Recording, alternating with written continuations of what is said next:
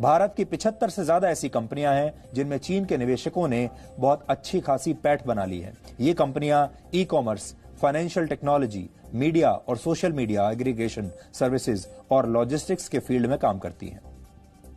इनमें Ola, Hike, BigBasket, Byju's, Delhivery, Dream 11, Hike, Oyo, Paytm, Snapdeal और जोमेटो जैसे बड़ी कंपनियां शामिल हैं। इनमें चीन के निवेशकों ने 200 करोड़ रुपए से लेकर 4000 करोड़ रुपए तक का निवेश किया है। वैसे तो भारत के कुल फॉरेन डायरेक्ट इन्वेस्टमेंट यानी एफडीआई में चीन का हिस्सा 1% से भी कम है, लेकिन जिस तरह से चीन की कंपनियों ने अपनी हिस्सेदारी बढ़ाई है हाल के दिनों में, खासतौर पर उन ब्रांड्स में जो आपके दैनिक जीवन का हिस्सा बन चुके हैं, इससे सबकी चिंताएं बढ़ जाती हैं। सिर्फ यही नहीं, चीन ने भारत के बाजार पर कब्जा करने के लिए अपने प्रोडक्ट्स पर भी पूरी ताकत लगाई है। चीन के वीडियो ऐप टिकटॉक ने भारत में गूगल के यूट्यूब को भी पीछे छोड़ दिया है। भारतीय बाजार में चीन के ओप्पो ब्रांड और शाओमी जैसे ब्रांड्स ने सबको पीछे छोड़ दिया है। इनका मार्केट शेयर करीब 72% हो चुका है। यानी जब दुनिया चीन से इकोनॉमिक डिस्टेंसिंग की बात कर रही है तो चीन ने भारत में अपने पैर जमा लिए हैं। सोशल डिस्टेंसिंग के बारे में तो आप लगातार सुन ही रहे हैं, लेकिन अब दुनिया के बहुत सारे देश ऐसे हैं जो सोशल डिस्टेंसिंग के बाद चीन से इकोनॉमिक डिस्टेंसिंग रखना चाहते हैं। भारत में ऑटोमेटिक रूट या फिर गवर्नमेंट रूट से विदेशी निवेश की मंजूरी दी जाती है। ऑटोमेटिक रूट में सरकारी मंजूरी की जरूरत नहीं होती, जबकि गवर्नमेंट रूट में निवेश के लिए सरकार की मंजूरी की जरूरत होती है। लेकिन भारत जैसे देशों में कई सेक्टर बहुत संवेदनशील होते हैं, इसलिए इन सेक्टर्स में विदेशी कंपनियों को पूरी तरह से कंट्रोल न देने के लिए कड़े नियम बनाए गए हैं। पिछले कुछ वर्षों में सीधे विदेशी निवेश पर कई रियायतें दी गई, जिससे अर्थव्यवस्था की स्पीड बढ़ाई जा सके। इनमें इंश्योरेंस सेक्टर है, medical sector, pension sector, petroleum और पावर एक्सचेंज में 49% तक विदेशी निवेश की मंजूरी है। भारत में सीधा विदेशी निवेश अभी जीडीपी का सिर्फ 2% है, जिससे सरकार जिसे 6% तक ले जाना चाहती है। और इसी की वजह से कई सेक्टर्स में एफडीआई के नियमों को नरम किया गया है, जिससे वर्ष 2025 तक $5 ट्रिलियन की अर्थव्यवस्था बनाने का लक्ष्य पूरा किया जा सके। लेकिन भारत के बाजार में चीन की कंपनियों की पैठ ने अब सबकी चिंताएं बढ़ा दी हैं। इस समय दुनिया में करीब 400 करोड़ लोग हैं पूरी दुनिया में जो इस समय लॉकडाउन में हैं। लेकिन एक देश ऐसा है जो लॉकडाउन में नहीं है, जो पूरी तरह से लॉकडाउन से बाहर आ चुका है, जो अनलॉक हो चुका है। उस देश का नाम है चीन। इसलिए इस बात को समझिए कि पूरी दुनिया की फैक्ट्रियां, बाजार, दफ्तर सब बंद पड़े हैं, लेकिन एक देश ऐसा है जहां सब कुछ चालू है, जहां सब कुछ पहले जैसा है, और वो है चीन। और चीन इस स्थिति का पूरा फायदा उठाने की कोशिश कर रहा है। और जैसा कि हम आपको पहले भी लगातार बताते आ रहे हैं, हो सकता है कि जब तक दुनिया के बड़े बड़े देश कोरोना वायरस को कंट्रोल करेंगे, तब तक चीन उनकी अर्थव्यवस्थाओं को कंट्रोल कर चुका होगा। लेकिन क्या संकट के इस दौर में भारत चीन के इस वायरस वाले विस्तारवाद से बच पाएगा? क्या भारत के लिए चीन को रोकना संभव होगा? और क्या चीन इस समय भारत के बारे में भी वही रणनीति बना रहा है जो कि दूसरे पश्चिमी देशों के बारे में बना रहा है? आज हम भारत के सामने खड़ी इस चुनौती का विश्लेषण करेंगे, लेकिन सबसे पहले वो खबर जान लीजिए जो हमारे इस विश्लेषण का आज का आधार बनी है। एक भारत में बहुत बड़ी कंपनी है HDFC, आपने इसका नाम तो सुना ही होगा। HDFC लिमिटेड यानी housing development finance corporation limited Bharat के सबसे बड़े कर्जदाताओं में से एक है। यह संस्थान भारत में बड़े पैमाने पर लोगों को घर खरीदने के लिए लोन देती है। यहां हम साफ कर दें कि हम HDFC बैंक की बात नहीं कर रहे, यह संस्था उससे अलग है। लेकिन आज HDFC चीन की वजह से चर्चाओं में है, क्योंकि चीन के सेंट्रल बैंक ने HDFC में निवेश किया है। अब पीपुल्स बैंक ऑफ चाइना की HDFC में 1% से ज्यादा की हिस्सेदारी हो गई है। और यह आप समझ लीजिए चीन का, आप ऐसे मानिए कि जैसे हमारे यहां रिजर्व बैंक ऑफ इंडिया है, इसी तरह यह चीन का बैंक है। जब भी कोई विदेशी कंपनी भारत की किसी कंपनी में 1% से ज्यादा की हिस्सेदारी खरीद लेती है, तो उसे नियमों का पालन करने वाली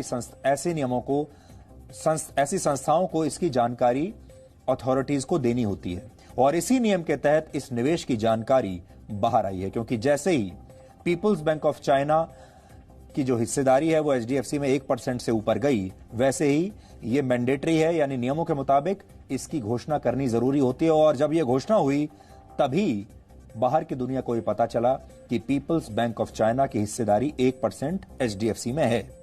अब People's Bank of China Bharat के रिजर्व बैंक ऑफ इंडिया की तरह है, चीन का सरकारी बैंक है, यानी ये चीन के बैंकों का बैंक है और चीन की आर्थिक नीतियां तय करने में इस बैंक की बहुत बड़ी भूमिका होती है।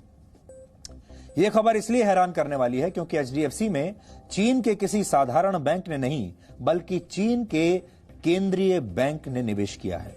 दूसरी महत्वपूर्ण बात यह है कि चीन ऐसे समय में भारत की बड़ी बड़ी कंपनियों में निवेश कर रहा है जब भारत की अर्थव्यवस्था भी संकट के दौर से गुजर रही है। यानी भारत में भी ऐसी बहुत सारी कंपनियां हैं जिन्हें अब पैसे की जरूरत पड़ेगी और इसी स्थिति का फायदा उठाते हुए चीन की बड़ी बड़ी कंपनियां या चीन के बैंक अब भारत की बड़ी बड़ी कंपनियों में निवेश करना शुरू कर चुके होंगे या कर देंगे। शुक्रवार को डीएनए में ही हमने आपको बताया था कैसे चीन इस आर्थिक मंदी का फायदा उठाकर स्पेन, इटली, जापान और ऑस्ट्रेलिया जैसे देशों में ऐसे ही आक्रामक तरीके से निवेश कर रहा है और ये तमाम देश अब अपने कानूनों में बदलाव करके चीन को रोकने की कोशिश कर रहे हैं। चीन इस समय पूरी दुनिया में जो बड़ी बड़ी कंपनियां ऐसी हैं जिनकी आर्थिक स्थिति ठीक नहीं है, ऐसी कंपनियों की तलाश में है और अलग अलग देशों की इन बड़ी बड़ी कंपनियों में चीन निवेश कर रहा है। जहां उसे मौका लग रहा है वहां उनका कंट्रोल करने की कोशिश कर रहा है। लेकिन देखते ही देखते चीन ने अब अपनी नजरें भारत पर भी जमा दी हैं। हालांकि भारत में चीन का निवेश गैर कानूनी नहीं है, इसीलिए हम आपको यह भी स्पष्ट कर दें कि जो कुछ एचडीएफसी में हुआ है ये गैर कानूनी नहीं है, नियमों के मुताबिक ही हुआ है। लेकिन चीन के इस निवेश की टाइमिंग को लेकर सवाल खड़े हो रहे हैं। इसलिए आज आपको जानना चाहिए कि भारत के लिए सावधान रहना क्यों जरूरी है और चीन के विस्तारवाद से खुद को बचाने के लिए भारत क्या क्या कर सकता है। अलग अलग रिपोर्ट्स के मुताबिक जिस तरह से चीन यूरोप और ऑस्ट्रेलिया में निवेश की संभावनाएं तलाश रहा है, ठीक वैसे ही चीन की बड़ी बड़ी निवेश कंपनियां भारत में भी ऐसी कंपनियों को ढूंढ रही हैं जिनमें मौका का फायदा उठाकर निवेश किया जा सकता है। क्योंकि अब आने वाले समय में जैसे ही अर्थव्यवस्था में मंदी का दौर आएगा, भारत की इन बड़ी कंपनियों को पैसे की जरूरत पड़ेगी और जैसे ही इन्हें पैसे की जरूरत पड़ेगी, सबसे पहले चीन इसका फायदा उठाएगा। इस दौड़ में सबसे आगे है industrial and commercial bank of China और द चाइना इन्वेस्टमेंट कॉरपोरेशन। सूत्रों के मुताबिक ये दोनों संस्थाएं भारत में 4005 करोड़ से लेकर 5000 करोड़ रुपए तक का निवेश करना चाहती हैं। कोरोना वायरस की वजह से पूरी दुनिया की अर्थव्यवस्थाएं संकट के दौर से गुजर रही हैं और चीन ये अवसर अपने हाथ से जाने नहीं देना चाहता। रिपोर्ट्स के मुताबिक चीन के पीपल्स बैंक ऑफ चाइना के पास 390 लाख करोड़ रुपए की संपत्ति है। 390 लाख करोड़, यह भारत की कुल अर्थव्यवस्था से भी लगभग दुगना है। संपत्ति के हिसाब से यह दुनिया का सबसे अमीर सेंट्रल बैंक है। इस पर एचडीएफसी की तरफ से अभी एक बयान भी आया है। एचडीएफसी के सीईओ दीपक पारेख ने कहा है कि इस निवेश में कुछ भी नया नहीं है। एचडीएफसी में कई और बड़ी बड़ी विदेशी कंपनियों का निवेश पहले से है। एचडीएफसी के मुताबिक जैसे ही किसी विदेशी कंपनी की हिस्सेदारी 1% से ज्यादा होती है, इसकी घोषणा करनी होती है नियमों के मुताबिक और शायद इसीलिए आज एचडीएफसी चर्चा में है। ये एचडीएफसी का पक्ष है जो हमने अभी आपके सामने रखा। इसलिए अब ये समझिए कि एचडीएफसी में पीपल्स बैंक ऑफ चाइना का निवेश किस तरफ इशारा करता है। लॉकडाउन की वजह से एचडीएफसी को भी काफी नुकसान हुआ है पिछले कुछ दिनों में और पिछले कुछ हफ्तों में इसके शेयर 25% तक गिर चुके हैं। जाहिर है चीन के सेंट्रल बैंक के पास इससे सुनहरा मौका नहीं हो सकता था क्योंकि चीन ये निवेश भारी डिस्काउंट पर कर सकता है। हालांकि इसमें कोई कानूनी अड़चन नहीं है, लेकिन फिर भी भारत सरकार इस निवेश को लेकर काफी सतर्क हो गई है और सूत्रों के मुताबिक इस बात से सरकार में कुछ लोग नाराज भी हैं कि इस ट्रांजैक्शन को लेकर किसी को पहले से सतर्क क्यों नहीं किया गया। दुनिया की दूसरी सबसे बड़ी अर्थव्यवस्था चीन के सबसे बड़े बैंक द्वारा भारत के सबसे बड़े कर्जदाता बैंक में हिस्सेदारी लेना, कर्जदाता संस्था में, वित्तीय संस्था में हिस्सेदारी लेना भले ही बाजार के नियमों का उल्लंघन ना हो, लेकिन इसने खतरे की घंटी तो बजा ही दी है। हालांकि चीन के सेंट्रल बैंक ने एचडीएफसी में अपनी कुल संपत्ति का सिर्फ 0.007% निवेश किया है और इससे एचडीएफसी के मैनेजमेंट कंट्रोल को भी कोई खतरा नहीं है। लेकिन इस निवेश ने भारतीय बाजार को कुछ हद तक चिंता में डाल दिया है। इस निवेश के बावजूद एचडीएफसी के शेयर आज 3% तक गिर गए। यानी बाजार को चीन का यह आक्रामक रवैया शायद पसंद नहीं आया और अब चीन की इस विस्तारवाद वाली नीति को देखते हुए भारत को भी अपने किले मजबूत करने होंगे। चीन की आक्रामक नीतियां देखकर लगता है कि चीन चाहता है कि आने वाले दिनों में आप सिर्फ उससे सामान ही ना खरीदें, क्योंकि अब आप दिन भर जिस सामान का प्रयोग करते हैं अपने घर में, उसमें से बहुत बड़ी संख्या, बहुत सामान की जो है वो चीन से ही आती है। तो चीन ये तो चाहता ही है कि आप जो भी सामान इस्तेमाल करें अपने जीवन में वो सारा चीन में बना हुआ हो, मेड इन चाइना हो। लेकिन अब चीन इससे आगे बढ़कर सोच रहा है। अब चीन ये चाहता है कि आपकी सैलरीज यानी तनख्वाहें भी वहीं से आए। और वो कैसे होगा? वो तब होगा जब भारत की बड़ी बड़ी कंपनियां चीन के पास चली जाएंगी, इसलिए तब आपकी सैलरी भी वहीं से आने लगेगी। और अब घर खरीदने के लिए भी शायद लोन भी आपको चीन से ही लेना पड़े। भारत ही नहीं, चीन ने दुनिया के कई बड़े बड़े देशों की बड़ी बड़ी कंपनियों में निवेश किया है। दुनिया की 500 बड़ी कंपनियों में चीन की 119 कंपनियां शामिल हैं। उनका निवेश है वहां, जिनका कुल मूल्य करीब 615 लाख करोड़ रुपए है। यह भारत की अर्थव्यवस्था से लगभग 3 गुना है। फोर्ब्स मैगजीन के मुताबिक दुनिया की 10 सबसे बड़ी सरकारी कंपनियों में से 5 चीन की हैं। S&P global market intelligence report 2019 के मुताबिक दुनिया के 5 सबसे बड़े बैंकों में से 4 चीन के हैं। यानी इस संकट काल में भी चीन के पास पैसे की कोई कमी नहीं है और वो सिर्फ ये देख रहा है कि उसे दुनिया के किस देश में अच्छा डिस्काउंट मिल सकता है। जैसे चीन के बैंक्स और कंपनियों को यह खबर लगती है कि चीन से बाहर किसी बड़ी कंपनी की आर्थिक हालत अच्छी नहीं है, तो चीन उसे सस्ते दामों पर खरीदने की कोशिश में लग जाता है। भारत में चीन की कंपनियों का निवेश वर्ष 2014 में 12,000 करोड़ रुपए था, जो अब 5 गुना बढ़कर 60,000 करोड़ रुपए हो गया है। लेकिन ये आधिकारिक आंकड़े हैं। असल में चीन किसी तीसरे देश की कंपनियों के जरिए भी भारत में कई सेक्टर्स में निवेश कर चुका है और कर रहा है। एक उदाहरण है सिंगापुर का। मोबाइल फोन बनाने वाली चीन की एक कंपनी की सिंगापुर सब्सिडियरी के जरिए भारत में करीब 3500 करोड़ रुपए का निवेश किया गया। कुछ अनुमानों के मुताबिक भारत में चीन का निवेश करीब 2 लाख करोड़ रुपए तक है। चीन ने पिछले 2 वर्षों में भारत के स्टार्टअप्स में भी बड़ा निवेश किया है। वर्ष 2019 में भारतीय स्टार्टअप्स में चीन का निवेश करीब 94% तक बढ़ गया है। 2018 में चीन के निवेश का आंकड़ा करीब 15,000 करोड़ रुपए था, जो पिछले वर्ष बढ़कर 29,000 करोड़ रुपए हो गया। भारत में 30 बड़े स्टार्टअप्स में से करीब 18 स्टार्टअप कंपनियों में चीन के निवेशकों का पैसा लगा हुआ है और चीन भारत के स्टार्टअप्स में सबसे ज्यादा एक्टिव है। दुनिया को संकट में डालकर चीन अब इसी संकट में फंसी दुनिया को कंट्रोल करना चाहता है। लेकिन इससे चीन उन बुनियादी सवालों से बच नहीं सकता जो सवाल पूरी दुनिया चीन से पूछ रही है। आज हम कोरोना वायरस पर चीन से 5 बुनियादी सवाल पूछना चाहते हैं और जब हम ये सवाल पूछेंगे तो आप भी अपने दिमाग पर जोर डालिएगा और सोचिएगा कि ये 5 महत्वपूर्ण सवाल हैं जो आपके दिमाग में भी होंगे, जिनका जवाब चीन नहीं दे रहा है। चीन से पहला सवाल यह है कि कोरोना वायरस आखिर कहां से आया था, क्योंकि चीन अब तक इस बात को छुपाने में जुटा हुआ है कि यह वायरस कहां से आया और यह फैला कैसे, कहां से फैला। जब पूरी दुनिया ने चीन पर सवाल उठाए तो चीन ने पहले अमेरिका पर आरोप लगा दिए कि अमेरिकी सेना की वजह से कोरोना वायरस फैला, लेकिन बाद में चीन अपनी इस बात से पलट गया क्योंकि इसके कोई सबूत नहीं दे पाया।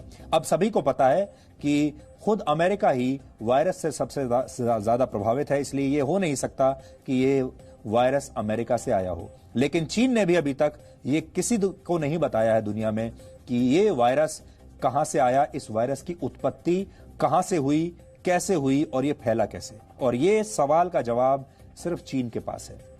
चीन से दूसरा सवाल यह है कि कैसे उसने कोरोना वायरस के मामलों के कैसे उसको नियंत्रण में किया।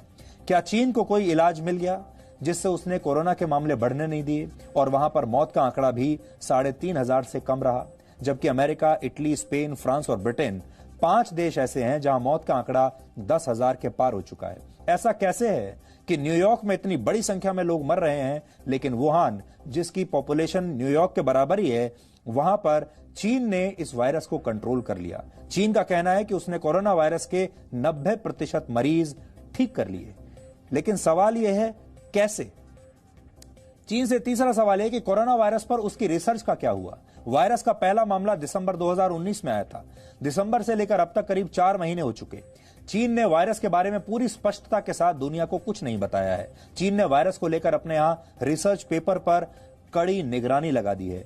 अब जो भी रिसर्च हो रही है उसे चीन के अधिकारियों की मंजूरी के बाद ही दुनिया के सामने लाया जा सकता है। यानी चीन ना तो रिसर्च के बारे में कुछ बता रहा है, ना ये बता रहा है कि उसने इस कोरोना वायरस को कंट्रोल कैसे किया, ना चीन पूरी दुनिया को यह बता रहा है कि इसकी दवाई क्या है। क्योंकि अगर चीन ने इतने अच्छे तरीके से वुहान में इसे कंट्रोल किया है 100 दिनों के अंदर, तो चीन को ये जो फॉर्मूला है पूरी दुनिया के साथ शेयर करना चाहिए, जो उसने नहीं किया।